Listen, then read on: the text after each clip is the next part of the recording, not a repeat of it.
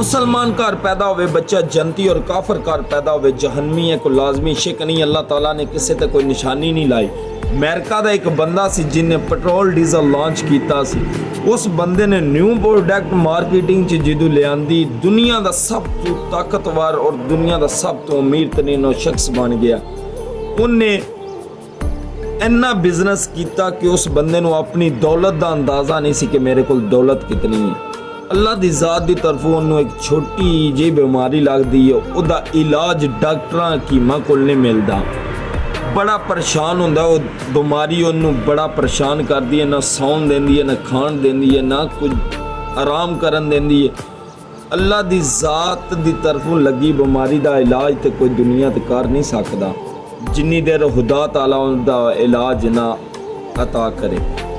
उस बंदे ने हिसाब लाया जी ना मेरा मालो दौलत, ना मेरे भैन भरा, ना मेरे यार सज्जन, ना डॉक्टर, ना हकीम, कोई बंदा मेरे काम नहीं आंदा पिया। उन्हें अपना वकील बुलाया, बैंक मैनेजर बुलाया, मुंशी बुलाया। उन्हें आख्या यार कि अज मैं इस बीमारी ना बिलक के मरना पिया, कल नूं कोई बच्चा इस बीमारी च मुबतला ना होवे ते तुसी मेरे पैसे नाल ट्रस्ट बना दिओ, तुसी अमेरिका दे विच पूरी दुनिया दे विच कोई बच्चा इस बीमारी नाल ना मरे।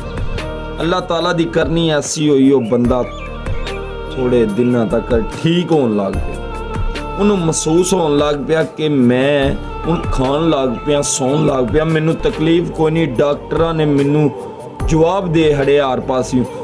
अमलों का दारोमदार नीयतां ते हुंदा है। अल्लाह की ज़ात उस इंसान की नीयत नूं जानदी सी, वो किहड़ी भलाई वास्ते काम करांदा सी। इहदे विच काफर मुसलमान की कोई गल नहीं। उस इंसान ने जो ट्रस्ट बना हड़े वो डॉक्टर को गया, उन्होंने आराम महसूस होया कि मैं हुण सुकून नाल सौना पिया, खाना पिया, मैनू वो अगले वाली तकलीफ नहीं रही। डॉक्टर को गया, वो जेडे डॉक्टर ने उन्होंने जवाब दे हड़िया, वही डॉक्टर उन्होंने आंदे ने पे कि यार तेन तो कोई बीमारी कोई नहीं, तू तो बिल्कुल ठीक हो गया। वो जिस टाइम उस बंदे ने नीयत की सी कि मैं लोगों के बारे सोचना, खुदा ताला ने उहदे बारे सोचना शुरू कर। जिद्दू तुसी इंसानियत के बारे सोचोगे, खुदा ताला तुहाडे बारे सोचेगा। इंसान का दर्द वंडो, खुदा ताला तुहाडे दर्द दे विच तुहाडा साथ देगा। बाकी अल्लाह की ज़ात सानू अमल की तौफीक दे, अल्लाह की ज़ात सानू इंसानियत दे दर्द समझने की तौफीक दे।